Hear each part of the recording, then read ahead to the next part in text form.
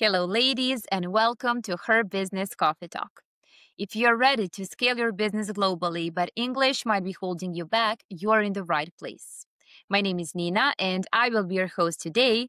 And I'm so excited to introduce my guest, Danica Ristić. Danica, welcome to Coffee Talk. Thank you. It's so lovely to be here. It's lovely to have you here. And please tell us a little bit more about you and your business. Of course. So I started my business a couple of years ago when I went from the corporate world to the world of entrepreneurship. And obviously the reason is, as it is for most women, I didn't want to go back after having my firstborn. So the name of my business is Healthy Careers. I work as an HR consultant and career advisor, and I help people, both the people who run the companies and the people who want to change careers, to find something that fulfills them, but also allows them to have a good work-life balance and to just thrive in all aspects of life. That is how I spend most of my days. And before that, I was working in HR in a lot of different companies. You have some background, strong background that can support your current business. So maybe you can start by telling us about that switch from corporate world to entrepreneurship.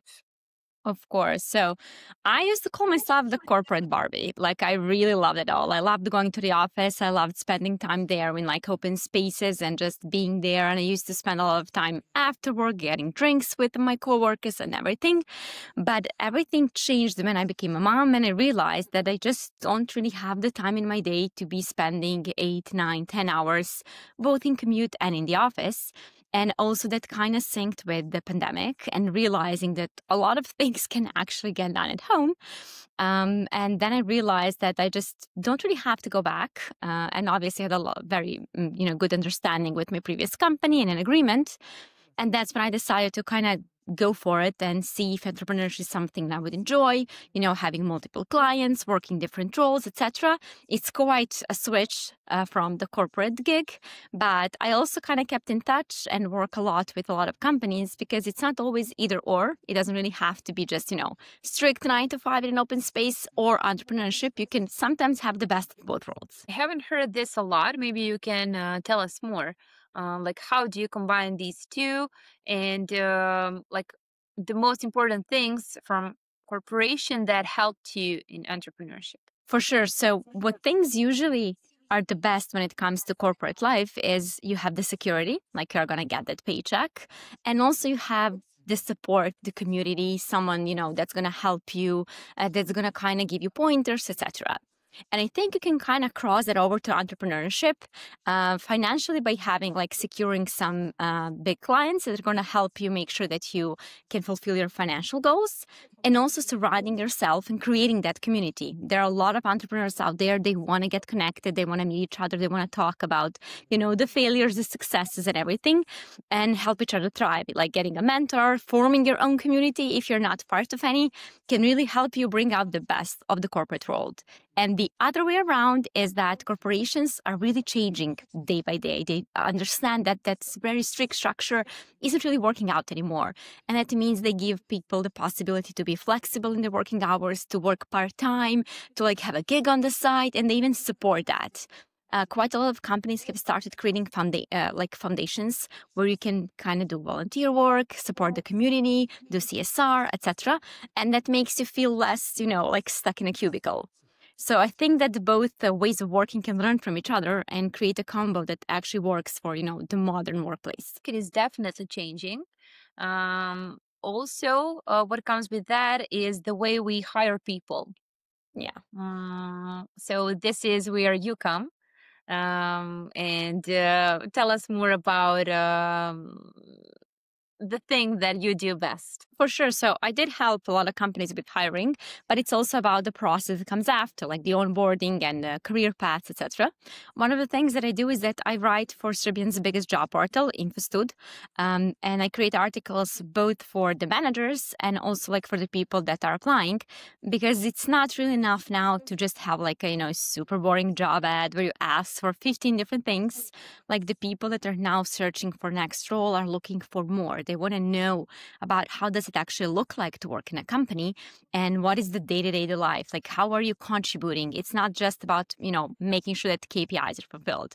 And on the other side, I think people are open more and more to just bringing their life to work, like who you are, what you value, like what is the thing that makes you different. So the, black and white doesn't really function anymore. People are looking for that sense of fulfillment when it comes to their roles and their everyday life. A lot of people that come to me are searching for the next opportunity come with the issue, I don't know if this aligns with my values. Like they're actively asking that question.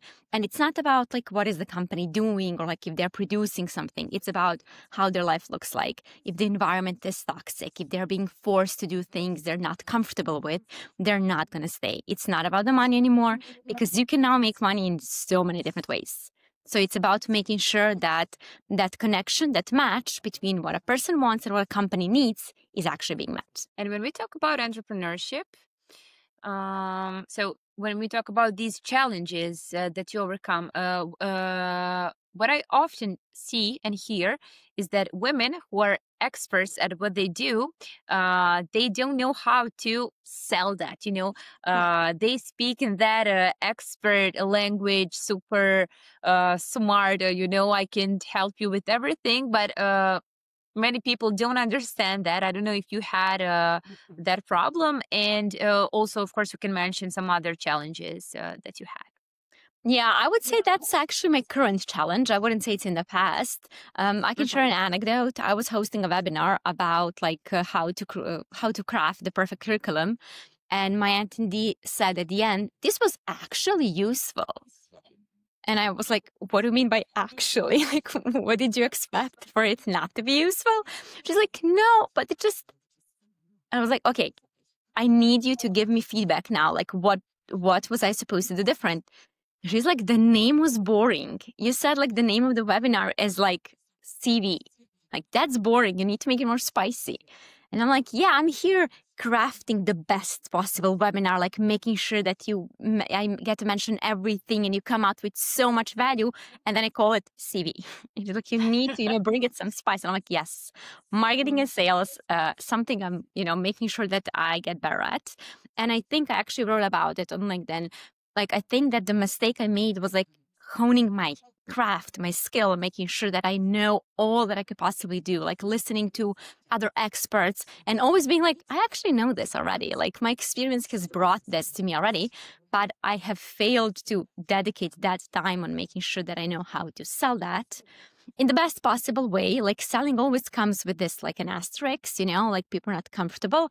I'm not uncomfortable speaking about the value of, my coaching and everything. I'm just not that great at it, And that is what I wish, like for, entrepreneurs at the beginning, like do not focus so much on what you already know and like questioning, do you know it well enough? Search for things you don't know. Like search for, finance and accounting and sales and marketing and like, automation and stuff like that to make sure that you can scale, to make sure that you can fulfill your both financial goals and like any other goals that you may have. And then obviously continue working on your skill. But if you are to start your business, you probably have enough skill to start. Otherwise, you wouldn't even question that. Yeah, and you can learn everything later or on the way. I mean, we always expect us to be perfect at something, to know the topic, but you already have, as you said, enough experience. You just need to find those blind spots and maybe things that are some kind of your weakness. For example, for me, this is definitely finance. I was just about to say it's probably finance. I struggle with finance since I started, it was easy when it was only me, but we're having a big team and some like big investment as we invested in the Coffee Talk platform and salaries, marketing, like the biggest struggle ever. But I know it's not just only me. And somehow I buy all the educations, all the courses, but not about finance. Yeah. But also there are fewer, I think people, like if you want to get a course about like how to make your Instagram cute, like you can get thousands of them because most people that do things that are social media oriented, they want to advertise that. But if you want to talk to someone who's good like with numbers and spreadsheets, they're probably not going to be on Instagram. Yeah. And I think what I realized is happening, women who work or used to work in finance in the corporate world, they are somehow transferring to that entrepreneurship, but they are still shy. And Yeah. I cannot find them on Instagram, but I know that they already have clients, and these are high ticket clients, high Yeah. profile. So, do you have some advice for many, many women who struggle with that, like how to go viral? Oh, I don't want to go viral, and I know that your LinkedIn is really successful and you Oh, have your thank community. you. I think that like going viral is actually a lie, we've been told, if I may say so. Like a couple of months ago, I went viral for a post on LinkedIn about the struggle of going back to work and like how our system doesn't support it. And yeah, I got a lot of engagement, but I didn't actually get any business out of it because people just wanted to say their side of the story. They weren't invested in like, okay, well, who are you? What are you talking about? Like they just wanted to say their 2 cents and contribute to the conversation. So like in that sense, the virality both on LinkedIn and Instagram isn't really something that can really bring you sustainability. What does bring you sustainability are either previous clients who talk so well about you, if they are, of course, obviously, if they are content with that, and getting to be a part of a community where more people are aware of your skills without you having to like tell them over and over again. It's like, oh, like you need an accountant? Like there is one. Like there is one in my circle, there is one in my community. That is what used to be knowing people physically. But most of our businesses are now online, and we work and we travel and we live in different places. So that online presence doesn't necessarily have to be, posting 3 times a week and like stuff like that. Sometimes it could just be making sure that the people know what you do and how well you do it. Thank you. Simple as that. I wish more women heard that. I And hope they do. before we continue with English and learning a foreign language, I would like to ask you if you have some kind of advice, for example, for entrepreneurs who are starting to think about hiring, like Yeah. what to do at the beginning, what to look at, or maybe entrepreneurs who already have a team, but they feel that something is missing, they should change something. For sure. So when we're considering delegating, the first thing is they're not going to do it as well as I will. Like that's like the first roadblock we put up ourselves. And the thing that most people don't want to talk about is that that's just your ego speaking. Like that's just an assumption that the way that we do things is the best. Perhaps it absolutely is not. And the only way to know that is to just get someone else to do it. And what I would advise is never delegating your core business and what actually brings clients to you, but delegating things you do not know how to do not want to do, or are using your precious time to do. I'm currently negotiating with my virtual assistant who's going to come on board in October. And the first thing that we discussed was like, you're going to do a lot of Excel spreadsheet work for me. Because at this point in like my business, I do not have the capacity to do it. And it's stopping me from like, continuing to grow and to scale just because I don't have the capacity to do it. And that's something that can definitely work in your favor, like hiring someone to do the work that is blocking you from earning more or learning more, like whatever it is. And if you already have a team, that team is going to look after you in everything. Like you become the role model, whether you have a work-life balance, whether you know how to balance your finances and like everything else, that is going to be the crucial thing that's either going to bring success to your team or that's going to make them think like, why should I respect the deadline if she's always late? So before we go into that next phase and like getting some help, perhaps we should take a bit of a step back and just figure out like what is it we want to transfer.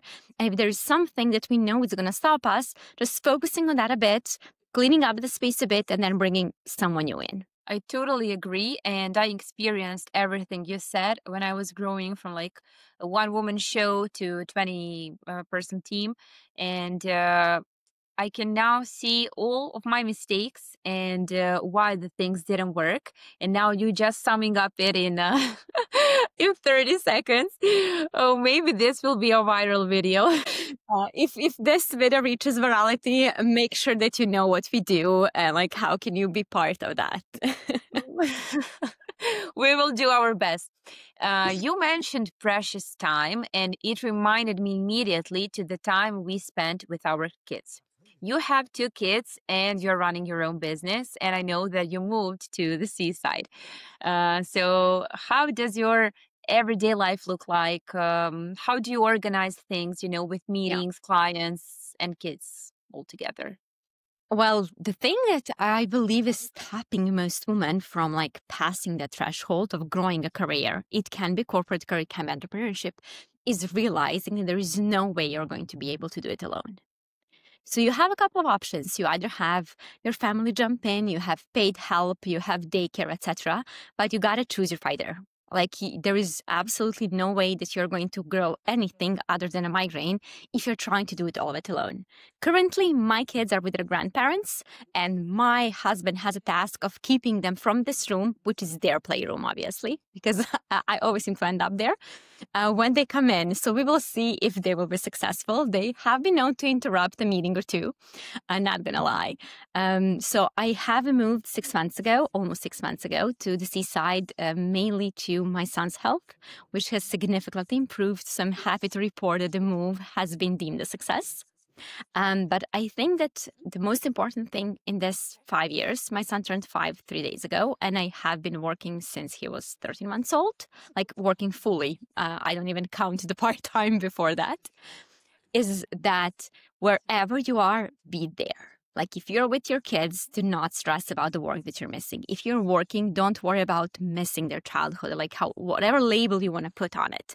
The only way to get anything done is to actually be present. And that is not something anyone can teach you if you're not allowing yourself there. Like if you're not actually allowing yourself to be like, okay, yes, they're currently at the beach with their grandparents and they're having the best time. So there's no space for me to feel any guilt about it.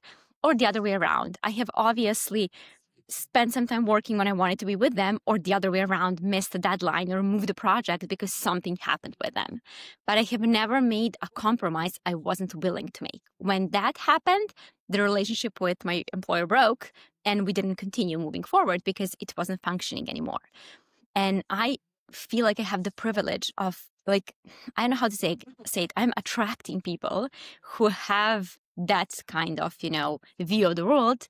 So, for example, I have a client. We knew each other like from way back when, and we work together now.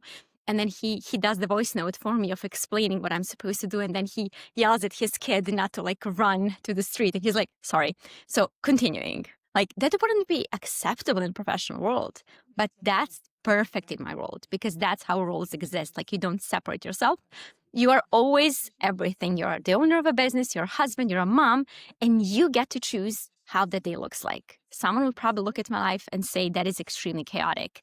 It makes perfect sense for me and for my kids who are spending most of their days with parents, grandparents in the park and at the beach. And I couldn't imagine a more perfect childhood for them. And at the end of the day, this is the most important. Plus, keeping you happy, satisfied, fulfilled. It's not the point like just to raise your kids and for them to be happy. They need that mom who has enough capacity to spend quality time with them, because that is what I see nowadays pretty difficult. Uh, the example you gave about thinking about the other thing while doing uh, something Yeah. else. I have obviously had both clients and employers who would, roll their eyes at me not being available because something happened. And I just don't work with them anymore. And they don't work with me. Like they needed someone else and I needed something else. And the world is my oyster. Like there is no limit to who I could work with or who someone else could work with, especially for us working in digital age, using foreign languages and everything else. So there is always that possibility for you to create a different version of what your life currently is. That is quite You literally what mentioned, I do with my clients. yeah. Okay, you mentioned foreign languages, and as we can all hear, like your English is really, really good. Thank you. So, just tell us a little bit about your learning experience, and if you had some kind of struggles with conversation, mistakes, whatever. For sure. So I started learning English when I was 6. So I kind of always saw it as part of my, childhood and growing up, not something that I learned way later. But I did learn Spanish later because that's what I studied. And that's when I first was met with that like block, seeing other people who were way more fluent than I was and always comparing my level of Spanish with my level of English. And even though I graduated in Spanish, it's never quite caught up. Like English was always my second language, and Spanish, even with a degree, just became number 3. And for me, it was such a struggle, even like, emotionally and mentally going through the faculty and always feeling like I was behind. And always thinking that, there's someone listening to me and like taking notes of all the mistakes I was making, because that's how studying a language looks like when you go to the university. There's always someone marking your mistakes, but that's not how real world looks like. And when I started working with people from Spain, they were elated that I was speaking Spanish. They didn't care about a single mistake. They just wanted to understand me, and they could understand me perfectly. And even when I made a mistake, they would ask me to correct, like, do you mean this or this? And that was it. So I always credit those 20 AMT repair workers from Basque County, Spain, that were my first actual experience with my third language, because that's when something clicked for me. And I actually haven't looked back since. Just continued using the language that I know, regardless of if I was making any mistakes. Obviously, I'm always going to try to be better and to learn. But the real life, the people having conversations with you don't care about ticking all the right boxes. They just want to understand the message that you're trying to convey to them. And that is what you should focus on. I did study French in school. I never passed to like a higher level. It was quite challenging for me. And I had a 2-year stint of learning Hungarian in college, which I have no memory of, quite literally.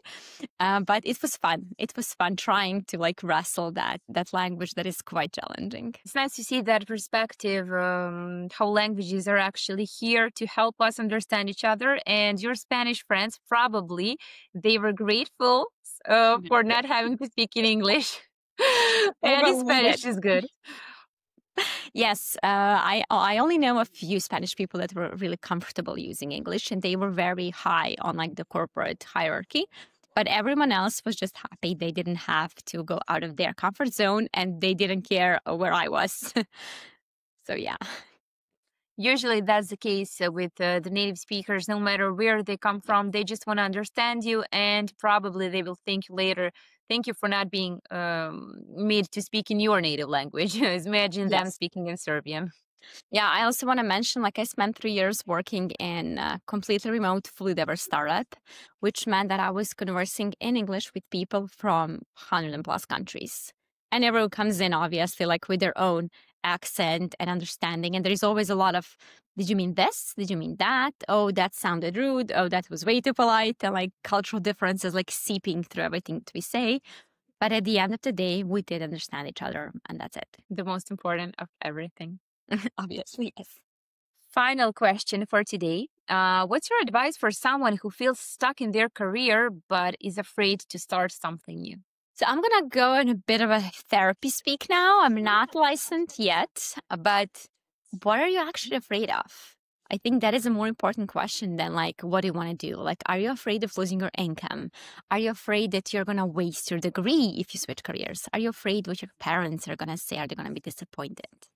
Like when I start working with people, we usually spend the better half of the coaching like discussing that issue that is blocking them, because we can very easily fix up a curriculum and like craft perfect answers for an interview. But if we bring that block to our next job, then we're never going to like reach the level of a career we want to achieve. So the better part of the question is the thing that you're afraid of, because once we overcome that obstacle, once we figure out like why is that blocking you, then we can obviously create a better path forwards. For most people, it is the income situation, just because the realities of our market and like being in the Balkans is that not most people have something they can just rely on and like, not work for a certain period of time. And that is fixable. It's not a pretty issue to have, but it's a fixable issue. And then that gives you freedom to choose like what you actually want to do without the constraints of making it, from first to the last of the month. Danica, thank you so much for this business coffee talk. Ladies, that's it for today. I hope you enjoyed as much as I did. Don't be shy. Come say hi on Instagram, Her Business Coffee Talk. where we can help you grow your business and boost your English speaking skills. Until the next episode, let's coffee talk. Thank you.